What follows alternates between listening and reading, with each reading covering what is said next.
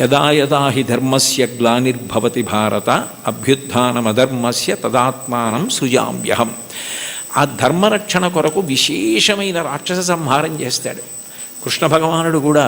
కన్నులు తెరవని కడుచింది పాపడై దానవిచనుబాలు త్రావి చంపే, 3వ నెల నాడు ముద్దుల కుర్రడై కోపించి శకటమ్ము కూలత్రోసే, ఏడాది కుర్రడై ఎగసి తృణావర్తు మెడపట్టుకొని చీరి బకునిచి చంపే అంటారు. అసలు కన్నులు తెరవడం మొదలు పెట్టనప్పటి నుంచి రాక్షస సంహారం చేశాడు కృష్ణుడు. రాముడు సరే సరి బండన భీముడు అత్తజన బాంధవుడుజ్వల బాణతోణ కోదండ కళాప్రచండ భుజతాండవ కీర్తికి రామమూర్తికిన్ 2వ సాటి దైవమికలీడనుచున్ గడకట్టి భీరికాడాండ డలాండ డాండ నిడలంబుల జండము నిండ మత్త వేదండము నెక్కి చాటెదను దాశరథి కరుణాపయోనిధి అంటారు గోపరాజు గారు. 14,000 మంది రాక్షసుల్ని కరదూషణాదుల్ని రాముడొక్కడే చంపాడు. మిగిలిన అవతారాలకి రామావతారానికి తేడా ఎక్కడంటే, సర్వసాధారణంగా ఎంత అందగాడైనా, ఎంత పుంసాం మోహన రూపాయ పుణ్య శ్లోకాయ మంగళం అయినా యుద్ధం చేసేటప్పుడు కాస్త కోపంగా ఉండి కళ్ళు ఎర్రపడతాయి. కానీ యుద్ధం చేస్తున్నప్పుడు రాముడు చాలా అందంగా ఉంటాడు.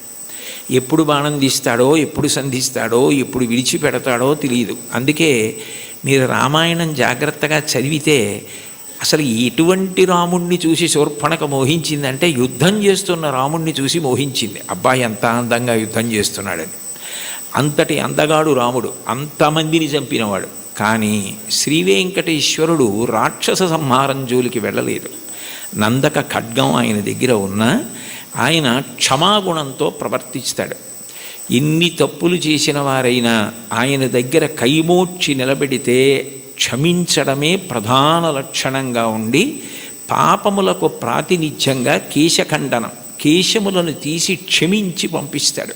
అందుకే సృగ్భూషాంబరహీతీనాం సుషమావహమూర్తయే సర్వార్తిశమనాయాస్తు వెంకటేశాయ మంగళం దయామృత తరంగిణ్యాస్తరంగైరివ శీతలై అపాంగైసించతే విశ్వం వెంకటేశాయ మంగళం అంటారు. అంతటి దయామూర్తి. అటువంటి అవతారం ఇత పూర్వం రాలేదు. ఎన్ని పాపములున్నా సంహరించడం అన్నది చెయ్యడు. ఆ పాపరూపమైనట్టి ధనము కొండపైకి రప్పించి నిస్పృహుండనగుచు అంటాడు. తరిగొండ వెంగమాంబ గారు మహాతల్లి వెంకటాచల మాహాత్మ్యముని కావ్యం చేసింది. అందులో పాపాన్ని ద్రవ్యం మీదకి ఆవాహన చేసి తెప్పించి హుండీలో వేయించి క్షమాభిక్ష పెట్టి ఆ ద్రవ్యాన్ని నిస్పృహుడై సామాజిక కార్యక్రమాలకు ఇచ్చేస్తుంటాడు.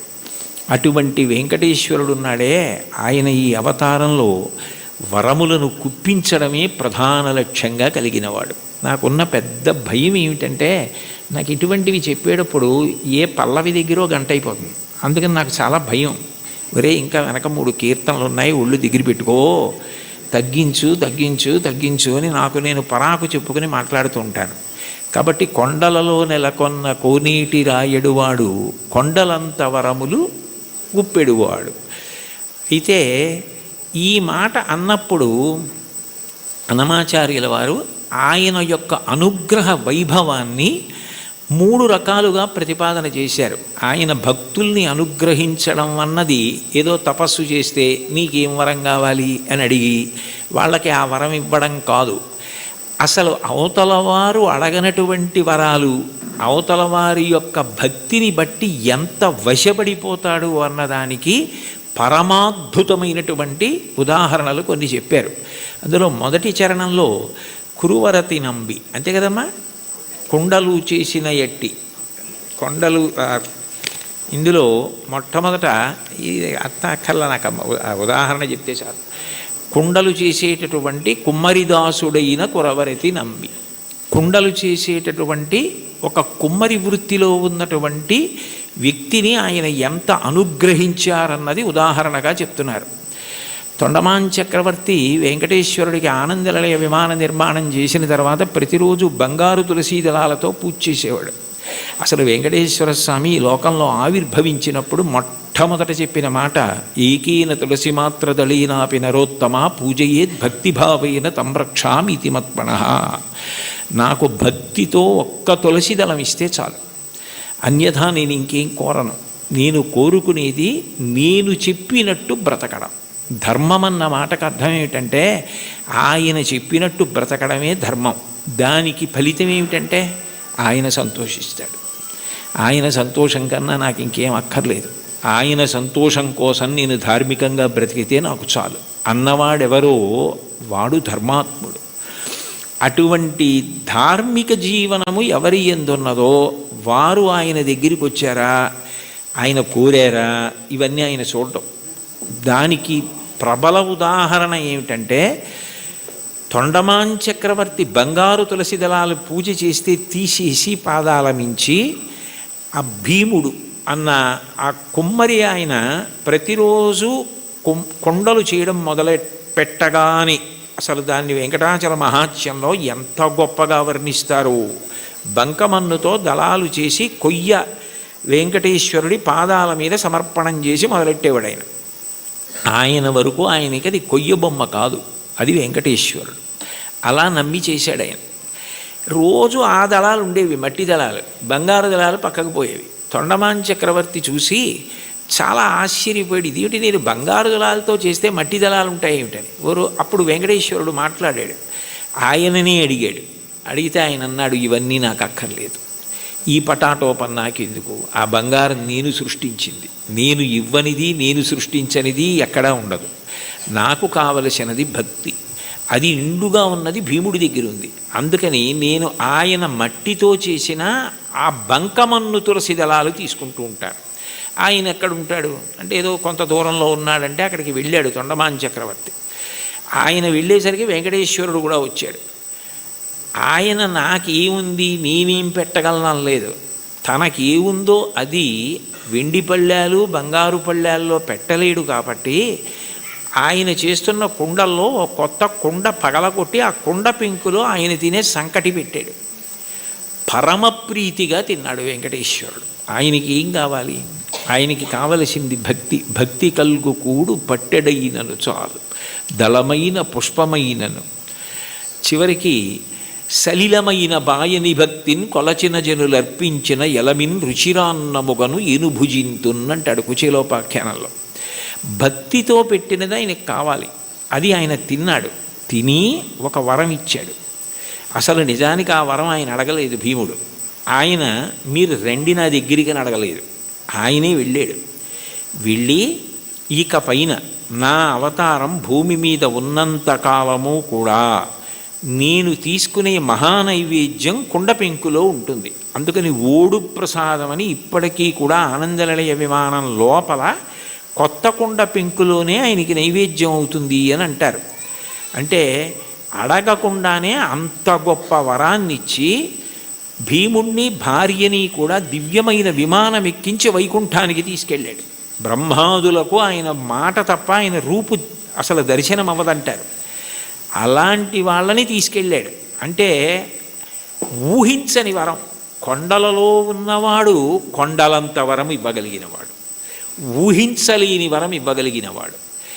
ఆయనను ఇది ఇవ్వండి అని కాకుండా భక్తితో ప్రేమతో ఆయనని పట్టుకోగలిగితే ఆయన ఏదిస్తాడన్న దాన్ని ఊహించడం కూడా నీకు సాధ్యం కాదు.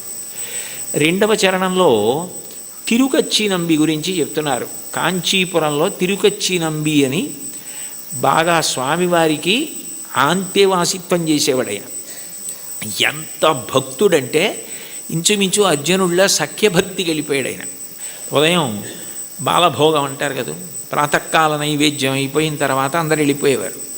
వరదరాజస్వామి కాంచీపురంలోని ఉండబోయ్ అని తిరుకొచ్చినంబిని కూర్చోబెట్టుకుని లౌకిక విషయాల దగ్గర మొదలుపెట్టేవారు. కాంచీపురంలో ఆ వీధిలో ఆ ఇంట్లో ఏం జరిగింది, ఇక్కడ ఏం జరిగింది, ఖాళీ ఉన్నప్పుడు మనం ఎలా మాట్లాడుకుంటామో అలా మాట్లాడుకోవడం మొదలుపెట్టి తర్వాత శాస్త్ర చర్చ, వేదాంత ప్రవచనం ఇవన్నీ చేస్తూ ఉండేవారు. ఇద్దరు మాట్లాడుకుంటూ ఉండేవారు.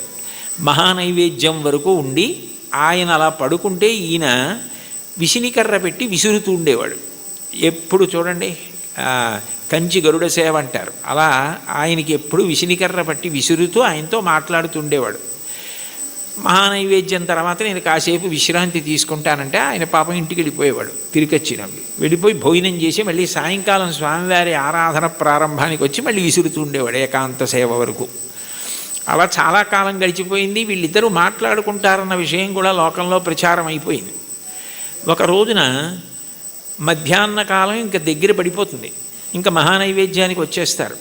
నేను వెళ్ళి మళ్ళీ సాయంకాలం వస్తాను స్వామి అని చెప్పి ఈ తిరుకచ్చి నంబి గుడిలోంచి బయటకు వస్తున్నాడు. బ్రహ్మాండమైన వర్షం. ఎలా వెళ్ళాలి? వెళ్ళడం ఆలస్యం అయితే రావడం ఆలస్యం అవుతుంది. రావడం ఆలస్యం అయితే స్వామివారికి విసినిగర్ర పెట్టి విసరద్దు, ఎట్లా సేవ ఆలస్యం అయిపోతుంది, ఇంత వర్షం పడుతోంది, ఎలా వెళ్ళడం అని ఆలోచిస్తున్నాడు. ఎవరో ఒక వృద్ధ వైష్ణవుడు ఒక ఆయన వచ్చి, స్వామివారు పంపించారు, మీరు గబగబా ఇంటికి వెళ్ళాలట కదా, నేను గొడుగు పడతాను రండి అని చెప్పి గొడుగు పట్టాడు. ఆ గొడుగులో తిరుకచ్చి నంబి ఇంటికి వెళ్ళాడు. మీరు భోజనం చేసి రండి, నేను ఇక్కడే ఉంటాను, సాయంకాలం వాన తగ్గకపోతే మళ్ళీ గొడుగులో తీసుకెళ్తానన్నాడు. అని సాయంకాలం మళ్ళీ గొడుగులో ఆయన్ని తీసుకొస్తున్నాడు తిరుకచ్చి నంబిని. కొంచెం ఆలస్యమైంది వర్షం వల్ల. ఈలోగా సాయంకాలం సేవ కోసం అర్చకులు వరదరాజస్వామి గుడి తీసి తలుపులు తీశారు. తలుపులు తీస్తే లోపల స్వామివారు లేరు. వాళ్ళు కంగారు పడిపోయి తిరుకచ్చి నంబితో మాట్లాడుతూ ఉంటాడు కదా, ఏం దోషం జరిగిందో చూద్దాం ఆయనకి తెలుస్తుందని ఆయన కోసం వెతికారు. ఆయన లేరు. ఆయన కొంచెం ఆలస్యంగా వచ్చారు. నీకేమైనా తెలుసా నంబి, స్వామివారు ఏమైపోయారు, కనపట్టలేదు, ఏమైనా అపరాధం జరిగిందా, ఎవరినన్నా భక్తులను అనుగ్రహిస్తున్నారా అని కంగారు పడిపోతున్నారు. అదేమిటి నాకు తెలీదు, ఎక్కడికి వెళ్ళిపోయారని చెప్పి ఆయన స్వతంత్రంగా ఇంట్లోకి వెళ్ళి వస్తువుల్ని వెతికే యజమాని ఎలా ఉంటాడో అలా వెళ్ళి, అదేమిటి స్వామివారు లేకపోవడం ఏమిటని చూస్తే ఆయన అలాగే పడుకుని ఉన్నారు. అయ్యో ఇక్కడే ఉన్నారు వరదరాజస్వామివారు, మీరు వెతుకుతున్నారు ఏమిటన్నారు. వచ్చి చూసేటప్పటికి ఆయన ఒంటి మీద వర్షపు నీటి చుక్కలు ఉన్నాయి. అంటే తాను తడిసి తిరుకచ్చి నంబికి గొడుగు బట్టి తీసుకొచ్చారు. ఆ తిరుకచ్చి నంబి ఇంట్లో భోజనం చేసినంతసేపు వరదరాజస్వామి వారు బయట నించున్నారు. బయట నించుని గొడుగు పట్టుకుని నించుని ఆయన వచ్చిన తర్వాత ఆయన్ని తీసుకుని వచ్చారు. అంటే ఒక భక్తుడి కోసం భగవంతుడు ఎంత కిందకు వస్తాడు అవన్నీ అడిగారా తిరుకచ్చి నంబి? అడగలేదు. అడగకపోయినా అంత కిందకొచ్చి తర్వాత భాగవతులతో కలిసి ఎలా ఉండాలో చెప్పి చిట్ట చివరికి మోక్షం ఇచ్చారు. ఆ తిరుకచ్చి నంబిని అనుగ్రహించినటువంటి వరదరాజు వెంకటేశ్వరుడి కన్నా భిన్నుడు కాడు. ఒకటే, అదే అనేక కీర్తనల్లో ప్రతిపాదిస్తారు, ఆ రాముడే వెంకటేశ్వరుడు అని. అటువంటి తిరుకచ్చి నంబిని ఊహకందని రీతిలో అనుగ్రహించవే. ఎవరైనా వరం అడిగితే ఏం అడుగుతాడు? ఏదో జ్ఞానం ఇమ్మంటాడు, లేకపోతే భక్తి ఇమ్మంటాడు, డబ్బు ఇమ్మంటాడు, ఏదో వృద్ధిని అడుగుతాడు. వాళ్ళు అసలు ఏమీ అడగలేదు. వాళ్ళ ఊహకి కూడా అందనివి నువ్వు చేసి పెట్టావు. వాళ్ళకి చరిత్రలో వాళ్ళు నిలబడిపోవడానికి కారణం నీ అనుగ్రహమా, వాళ్ళు అడగడమా? అంటే నీ అనుగ్రహం. అంత అనుగ్రహం దేనికి చేశావు? విసిరికర్ర పెట్టి విసిరితే చేశాడు అనగలరా మీరు? కాదు. ఆ ప్రేమ, అంత ప్రేమ.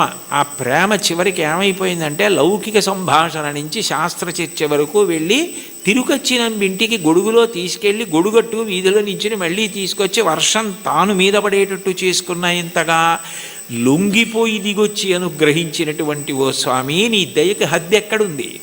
అంటే మనని ఉద్దేశించి తనని తాను ఉద్దేశించుకుని అంటున్నట్టుగా ఇంకింతకన్నా ఏం కావాలి? హరినామ సౌఖ్యామృతము. అన్నిటికన్నా తేలిక మార్గం ఏమిటంటే భగవంతుని యొక్క నామాన్ని పలకడం. నామము ఏం చేస్తుంది అంటే నామిని తీసుకొస్తుంది. ఇప్పుడు నేను ఇక్కడ కూర్చుని అకస్మాత్తుగా మాట్లాడుతూ శోభారాజు గారు అన్నాను అనుకోండి, ఆవిడ నా వంక తిరుగుతారు. ఎందుకని? నామము నామిని ప్రతిస్పందించేటట్టు చేస్తుంది. భగవంతుని నామము ఒకటే ఉండాలి కదా. ఇప్పుడు నాకు కోటేశ్వరరావు అని పేరు, అంతేకాని నాకు సహస్రనామాలు ఉండవు కదా. మరి ఈశ్వరుడికి ఎందుకు అన్ని నామాలు? అంటే నామములు బాలసారి చేసి పెట్టిన పేర్లు కావు, నామములు గౌణములు. నిర్గుణుడైన భగవంతుడు ఒక్కొక్క గుణాన్ని ఆవిష్కరించినప్పుడు ఒక్కొక్క నామము కింద మారుతుంది. ఉదాహరణకి స్థాణుహు అన్నాను అనుకోండి.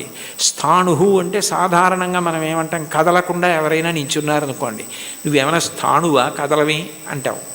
భగవంతుడికి స్థాణువు అని పేరు ఎందుకు వచ్చిందంటే ఇంకా ఆయన అంతటా వ్యాప్తి చెంది ఉన్నాడు, ఇక ఆయన కదలడానికి చోటేది. అందుకని స్థాణుహు. ఒక్కొక్క గుణము వలన ఒక్కొక్క నామం వస్తుంది. మీరు ఏదో ఒక్క నామాన్ని ప్రీతితో పట్టుకున్నారనుకోండి, ఆ నామం పలకడం అలవాటు అయిపోయింది అనుకోండి, కష్టం రానివ్వండి, సుఖం రానివ్వండి, ఏమవనివ్వండి, ఆ నామం పలకడం అలవాటైతే కలియుగంలో దానికి ఒక సౌలభ్యం ఉంది. కలియుగంలో అన్నిటికన్నా తేలిక ఏమిటంటే భగవన్నామం పలకడం. భగవన్నామం పలకడానికి ఎవరు బాగా అలవాటు పడిపోతారో వాళ్ళు ఆ నామిని దగ్గరికి తెచ్చుకోగలుగుతారు. ఆయనే వాళ్ళకి సమీపానికి వస్తాడు. వచ్చి వాళ్ళు తరించడానికి కారణం ఆయనే చూపిస్తాడు. అందుకే కలవు నామ సంకీర్తన. కలియుగంలో భగవంతుని నామం పట్టుకోవడం కన్నా తేలిక మార్గము వేరొకటి లేదు. నాకు మంత్రం రాదు, తంత్రం రాదు, యజ్ఞం రాదు, యాగం రాదు, రాని వాటి గురించి విచారించకు. ఏదో ఒక నామం పలకగలవు కదా, శివ అనగలవు, రామ అనగలవు, ఆ నామం పట్టుకో చాలు. అది ఒక్కటి పట్టుకుంటే అది రెండు ప్రయోజనములు చేరుస్తుంది. ఒకటి, నువ్వు చేసిన పాపములు ఏవి నిన్ను ఈశ్వరుణ్ణి చేరకుండా ప్రతిబంధకంగా నిలబడతాయనుకుంటున్నావో వాటిని తీసేస్తుంది. రెండు, ఎవరిని నువ్వు చేరాలనుకుంటున్నావో వాణ్ణి నువ్వు ప్రయత్నపూర్వకంగా చేరడం కాదు, వాడొచ్చి నీ దగ్గర నిలబడి వాడు నిన్ను పొందేటట్టు చేస్తుంది. ఎంత తేలికైంది. అందుకే నామస్మరణ ధన్యోపాయం నహిపశ్యామో భవతరణే. కలియుగంలో ఇంకా నామస్మరణ కన్నా భవతరణానికి, సంసార సముద్రమును దాటడానికి మార్గము లేదు. భాగవతంలో అంటారు, నామము ఎంత తేలిక అంటే బిడ్డ పేరు పెట్టి పిలిచిననైన విశ్రామ కేళినైన మిగుల గేలినైన పద్య గజ్జ గీత భావార్థములనైన కమలనయను తలుప కలుషహరము. మీరు బిడ్డకి పేరు పెట్టుకుని ఏ చక్రి అని పేరు పెట్టుకున్నారు, శౌరి అని పేరు పెట్టుకున్నారు, శౌరి శౌరి శౌరి శౌరి అని పేరు అదే పనిగా బిడ్డ పేరు పెట్టి పిలిచినా అది భగవంతుణ్ణి పిలిచినట్టే ఆయన లెక్కలోకి తీసుకుంటాడు. అందుకే కదా అజామీళుడు మోక్షాన్ని పొందాడు. కాబట్టి బిడ్డ పేరు పెట్టి పిలిచిననైన విశ్రామ కేళినైన, ఆడుకుంటూ భగవంతుడి పేర్లు కొన్ని అవతల వాళ్ళు పెట్టుకుని యువతల వాళ్ళు పెట్టుకుని ఆడుకుంటూ పిలుచుకున్నా సరే భగవంతుడు దాన్ని తన నామం ఉచ్చరించడం కానీ స్వీకరిస్తాడు. విశ్రామ కేళినైన పద్య గజ్జ గీత భావార్థములనైన, ఓ పద్యం ద్వారానో గీతం ద్వారానో అర్థం ద్వారానో మీరు హరినామం, భగవన్నామం, శివనామం, ఏదో భగవన్నామాన్ని పట్టుకున్నారనుకోండి, ఆ నామము చాలు తరింపజేస్తుంది. అది మిమ్మల్ని గట్టెక్కించేస్తుంది. అందుకే అంతకన్నా గొప్పది లేదు, అంతకన్నా మీకున్న ప్రతిబంధకాల్ని తీసేసేది లేదు. ఏది ఈశ్వరుణ్ణి చేరడానికి అడ్డో దాన్ని ఆ నామం తీస్తుంది. అందుకంటారు పోతన గారు భాగవతంలో, బ్రహ్మహత్యానేక పాపాటవులకగ్ని కీలలు హరినామ కీర్తనములు, మధుపాన కిల్బిష మదనాగ సమితికి కేసరుల్ హరినామ కీర్తనములు, తపనీయ శౌర్య తమసంబునకు సూర్య కిరణముల్ హరినామ కీర్తనములు, గురుతల్ప కల్మష క్రూర సర్పములకు గేకులు హరినామ కీర్తనములు, మహిత యోగోగ్ర నిత్య సమాధి విధుల అరలు, బ్రహ్మానుసురులకు అందరాని భూరి నిర్వాణ సామ్రాజ్య భోగ భాగ్య ఖేళనంబులు హరినామ కీర్తనములు. భగవంతుణ్ణి నామాన్ని కీర్తిస్తే బ్రహ్మహత్యాపాతకం, బంగారం దొంగిలించడం, గురువుగారి భార్య పడుకున్న శయ్య మీద పడుకున్న మహాపాతకం, అట్లాగే మధుపానం, మద్యపానం చేసినటువంటి దోషం, ఇన్ని పాపములను హరినామము కాల్చేస్తోంది. కాల్చేసిన కారణము చేత నిత్యశుద్ధుడయ్యాడు. యజ్ఞం చెయ్యాలి, యాగం చేయాలి, పూజ చేయాలి, మంత్రం చేయాలి, జపం చేయాలి, ధ్యానం చేయాలంటే దానికి ఒక ప్రత్యేకమైనటువంటి స్థితి అవసరం. భగవన్నామం పలకడానికి మేము అక్కర్లేదు. కూలిన చోట, కొట్టబడి కుందిన చోట, మహాజ్వరాదులను ప్రీలిన చోట, సర్పముఖ పీడలు పొందిన చోట, ఆర్తులై తూలిన చోట, విష్ణు భవదూరిని పేర్కొని రేని అక్కాలుని యాతనా వితతి పోనరు కానరు దుఃఖభావములు. కూలినప్పుడు, కింద పడ్డప్పుడు, పాము కనపడినప్పుడు, ఏదో తగిలి పడిపోయినప్పుడు, జ్వరం వచ్చినప్పుడు భగవన్నామం పలకడం అలవాటైనటువంటి వాడు భగవంతుణ్ణే పొందుతాడు. కలియుగంలో భగవన్నామం పలకడం కన్నా తేలికైన మార్గము వేరొకటి లేదు. నీకు హరినామ సంకీర్తనం కన్నా, ఆయన నామం పలకడం కన్నా ముక్తి పొందడానికి కానీ, ఇహమునందు సమస్త సౌఖ్యములను పొందడానికి కానీ వేరొక తేలికైన మార్గం ఉండదు. చూడండి, ఏదైనా ఇచ్చి చాలదా, ఇది సరిపోదా నీకు అంటారు. అంటే ఇంకింతకన్నా ఏం కావాలి? చాలదా? హరినామ సౌఖ్యామృతము. హరినామము అన్న సౌఖ్యామృతం అది. ఆ అమృతం, ఆ నామం పలికిన వాడు ఎవరున్నాడో ఇక వాడు సమస్తమును దాటిపోతాడు. అందుకే బ్రతికియున్నన్నాళ్ళు నీ భజన తప్పను కాని మరణకాలమునందు మరతునేమో, ఆ వేళ యమదూతల ఆగ్రహంబున వచ్చి ప్రాణముల్ పెకలించి పట్టునప్పుడు కప వాత పైత్యముల్ కప్పగా శ్రమచేత కంపముద్భవమంది కష్టపడుచు నారాయణాయంచుని నా జిహ్వతో నిన్ను పిలుతునో శ్రమచేత పిలువలేను. నాటికిపుడి నీ నామస్మరణ చేతు చివునిడవయ్య భూషణ వికాస శ్రీధర్మపుర నివాస దుష్ట సంహార నరసింహ దురిత దూర అంటారు. నామం పలికితే భగవంతుడు అంత ప్రీతి పొందుతాడు. కలియుగంలో నామం చెప్పడం ఇల్లు తుడుచుకోవడం లాంటిది.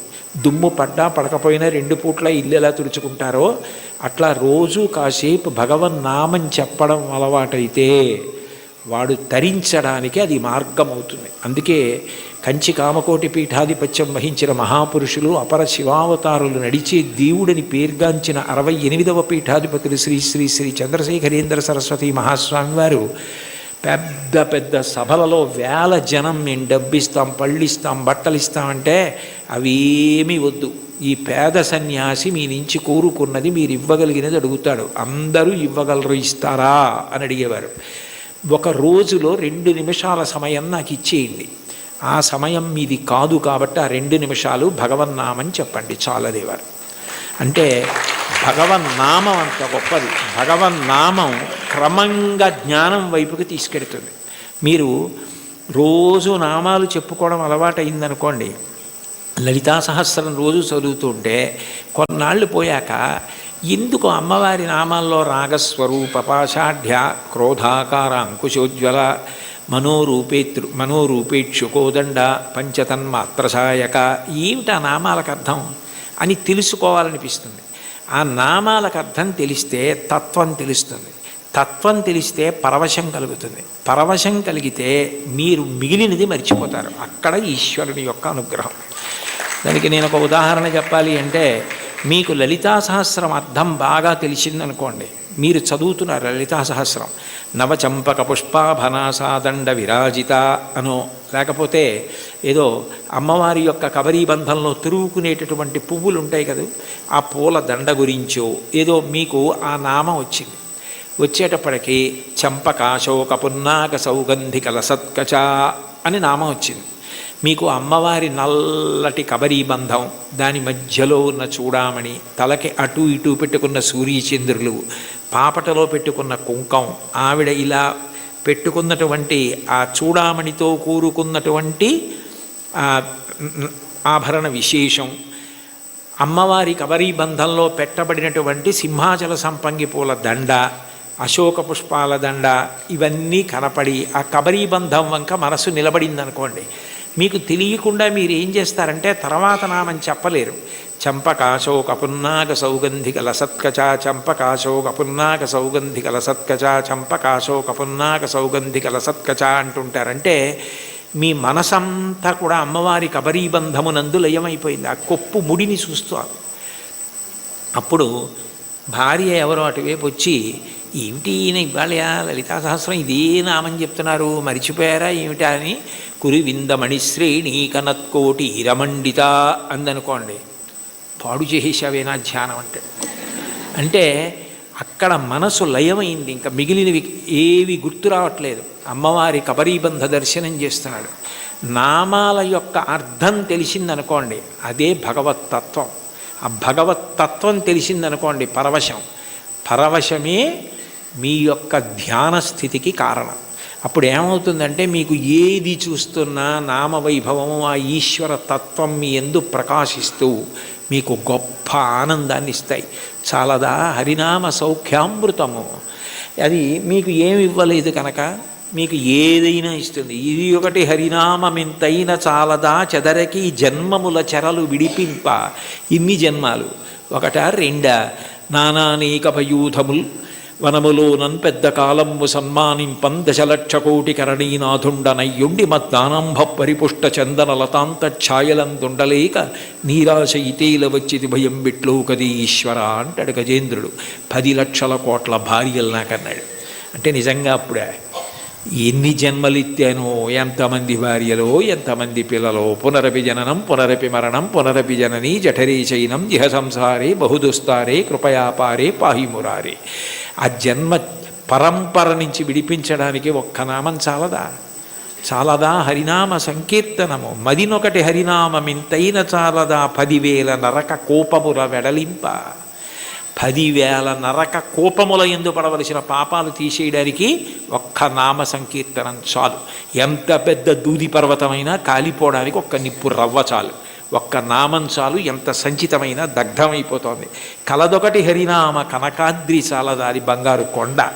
తొలగుమని దారిద్ర్య దోషంబు చెరచ. లేదన్న బాధ పాపము వలన వస్తే పాపమును తొలగించడానికి ఆ నామం చాలు. తెలివొకటి హరినామ దీపమది చాలదా కలుషంపు కఠిన చీకటి పారద్రోల. కఠినమైన అజ్ఞానమనే చీకటిని పారద్రోలడానికి భగవన్నామం అన్న దీపం చాలు. అయితే చివర పెద్ద ముడేశారు. భగవన్నామమునందు అనురక్తి దేనికి కలుగుతుంది అంటే భాగవతులతో కలిసి తిరిగితే వస్తుంది. వాళ్ళు ఎప్పుడూ భగవన్నామని చెప్పుకున్నంత పరవశించిపోతాడే. ఆయనతో ఉంటే ఎప్పుడు ఆ భగవత్కథలు భగవద్వైభవం అలా తలుచుకు మురిసిపోతూ ఉంటాడని మనకి కూడా అబ్బుతుంది. అందుకని కావలసింది ఏమిటంటే సత్సంగం, సత్పురుషుల సహవాసం. వాళ్ళని మనం గుర్తుపడతాం, కానీ వాళ్ళు మనని గుర్తుపెట్టి పేరు పెట్టి పిలిస్తే అంతకన్నా గొప్పతనం లేదు. అంటే సత్పురుష సహవాసం అంత గొప్ప సుమా. కాబట్టి సొగసి విభుని దాసుల కరుణ చాలదా. సత్పురుష సహవాసము చేత నామమునందు తాదాత్మ్యత కలుగుతుంది. ఇది నాకు కావాలి. ఆ నామమును పట్టుకోండి చాలు. అంటే చాలా తేలిక మార్గాన్ని ఇందులో ఉపదేశం చేసి, అబ్బాయి చాలా చిన్నది ఇచ్చాను అనుకుంటున్నావా, ఇది చాలదా, ఇంకింతకన్నా ఏమిటో, ఇంకింతకన్నా ఏం లేదు. ఎంత బాగా మాట్లాడారో, ఎంత అనునయంగా మాట్లాడారో.